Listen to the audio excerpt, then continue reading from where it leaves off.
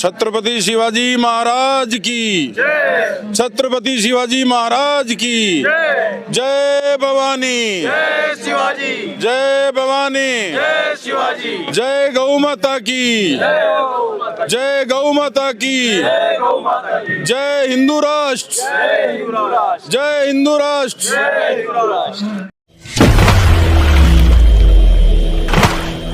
हिंदू राष्ट्र की मांग फिर से जोर पकड़ रही है और अब ये जो बीड़ा उठाया है ये शिवसेना ने उठाया है और दिल्ली प्रदेश अध्यक्ष शिवसेना के हमारे साथ हैं। सर, लगातार ये मांग तो उठ रही है, बीजेपी के एजेंडे में भी रही थी और अब बीजेपी सरकार में भी है, आप भी सरकार में हैं, लेकिन जितनी मुखरता से उठनी चाहिए उतनी मुखरता से नहीं उठ रही। आप लोग लगातार उठा रहे हैं और दिल्ली के जंतर मंतर पर भी जब शीतकालीन सत्र चल रहा है तो एक दिन का प्रदर्शन कर रहे हैं आपके नेतृत्व में, आपकी छत्तीसगढ़ की जो शिवसेना उसके नेतृत्व में दिल्ली प्रदेश और दोनों ने मिलकर किया है। क्या लगता है कि जैसे मांग उठ रही है, हिंदुओं का देश तो है ही, जैसे आपने घोषणा की मंच से कि भाई इसी घोषणा होना बाकी है, देश तो हिंदुओं का ही 80% से ज़्यादा लोग हिंदू हैं, लेकिन क्या कठिनाई है जो हिंदू राष्ट्र नहीं बन पा रहा है, क्या कहेंगे आप? हिंदुओं का देश है ही, बिल्कुल। हिंदू राष्ट्र घोषित करने हर चीज का एक समय होता है, प्रयास जारी है पूरे देश में। ये नहीं कि अब कोई शिवसेना अकेली कर रही है, कई तरह के संगठन जो हिंदू विचारधारा को मान्यता देते हैं। हिंदू राष्ट्र की मांग कई वर्षों से होती आई है और जिस प्रकार मंदिर की बात करते थे कि मंदिर नहीं बना, करते करते मंदिर आज बना है, भगवान श्री राम जी का मंदिर बना है, धारा 370 हटी है। इसी तरह से हम अपनी सरकार में, बेशक हम अपने सरकार के साथ हैं, लेकिन हम अपनी सरकार से भी मांग कर रहे हैं, हम यहाँ महासभा करके एक चर्चा करके कि हिंदू राष्ट्र की जरूरत है अब और हिंदू राष्ट्र होना चाहिए। मुसलमानों के इतने देश हैं, हमारा एक भी घोषित जो एक हिंदू राष्ट्र वो नहीं है।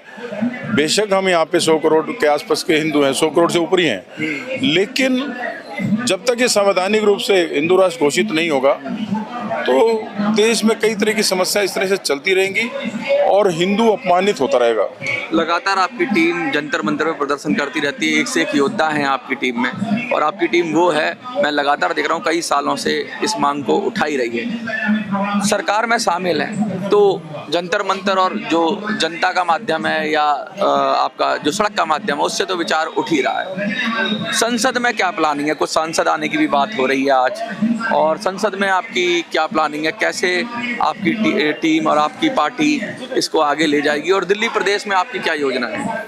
अभी हमारे यहाँ पर डॉक्टर श्रीकांत शिंदे जी ने आना था, बोले आना है कहूँगा मैं, क्योंकि सत्र चल रहा है, अगर वहाँ से समय निकाल पाएंगे। मनरेगा वाला जो अब जी राम जी बिल आ गया है, मनरेगा को हटाया और जी राम जी आ गया है, तो उस पे चर्चा हो रही है, तो शायद मुश्किल भी हो, ऐसा हो? मुश्किल भी हो, लेकिन उन्होंने आने के लिए बोला था कि प्रयास करेंगे कि आएंगे।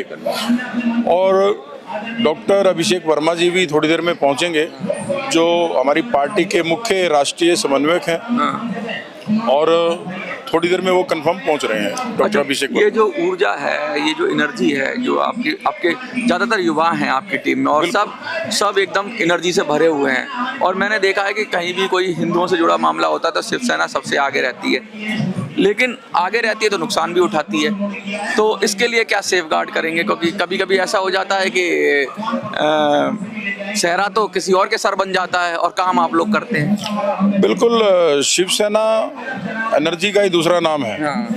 एनर्जी नहीं तो शिवसेना नहीं।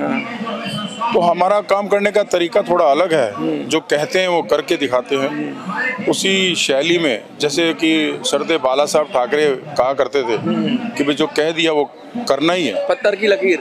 बिल्कुल, अगर पिच खोदनी है तो खुद जाएगी। बिल्कुल, और उनकी विचारधारा पे अगर चलते चलते वही उनकी विचारधारा में चलते चलते जो जैसे कि आप कह रहे हैं युवाओं की बात है, तो युवा तो बिल्कुल प्रायोरिटी पे है, युवा ही तो चलाएंगे आगे देश को भी, पार्टी को भी, संगठन को भी।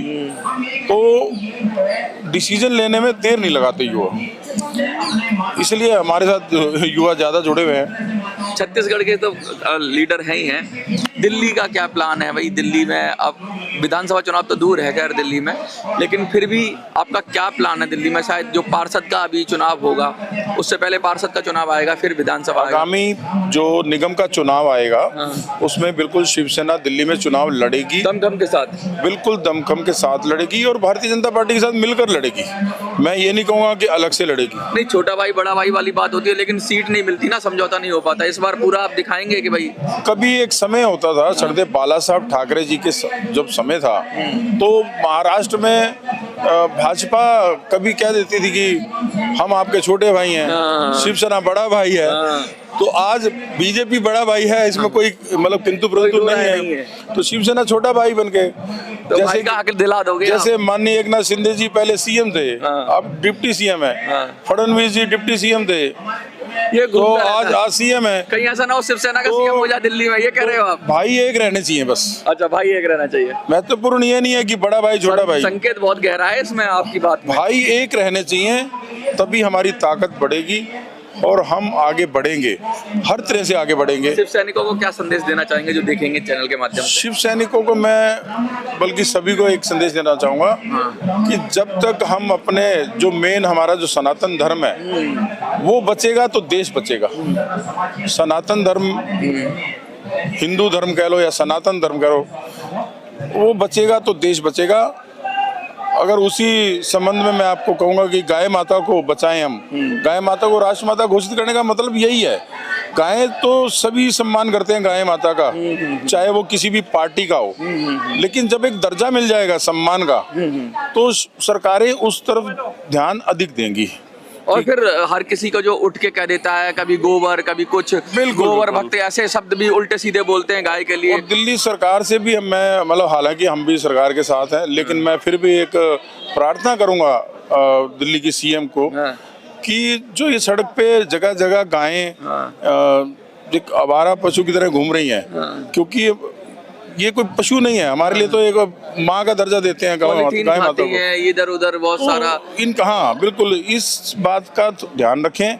अगर कोई गाय नहीं पालने की हिम्मत रखता और उस सड़क पे छोड़ देता है तो उसके खिलाफ भी एक्शन लेना चाहिए। हाँ, ये बात नहीं होती कि यहीं पे डेयरी में से दूध निकाल लेते हैं इल्लीगल तरीके से, गाय वो सड़क पे खाती रहती है पॉलीथीन। अब हमने देखा हमारे गौ रक्षा दल के जो शमशेर हैं वो जाते हैं, 2 मिनट वो गायें जो सड़क पे घूम रही होती हैं उनको लेकर गौशाला में लेकर जाते हैं, बाद में उसका मालिक आ जाता है जी मेरी गाय हैं।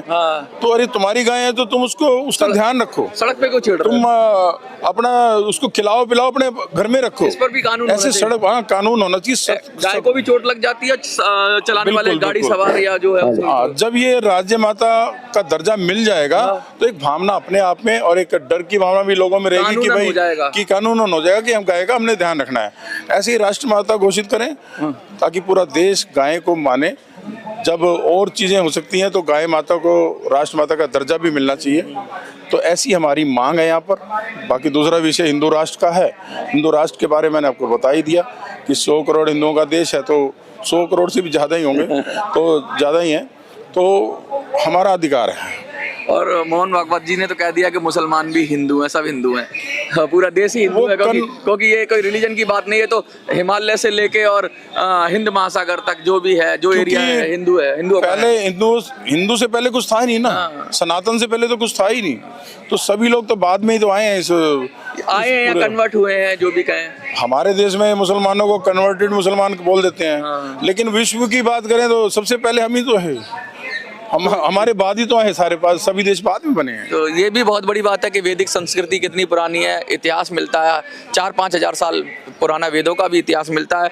और यहाँ पर जितने भी धर्म है जो इंडियन ओरिजिन के हैं, जहाँ तक मैं मानता हूँ, उन सबका सार एक ही है, जियो और जीने दो। और यही सार होना चाहिए और यही हिंदुत्व है, यही सनातन सोच है। लेकिन जो इस कहते हैं कि आई एम द बेस्ट और मैं ही रहूँगा, वो ही दिक्कत वाली बात है। और जब कोई ऐसा आके कहने लगता है कि भाई हम बेटर है और तुम सब पिछड़े हो, तब सनातन को खड़ा होकर बताना पड़ता है कि हम हैं और बाप बाप होता है। आपको क्या लगता है? कमेंट में लिखिए। देखते रहिए दबंग दिल्ली।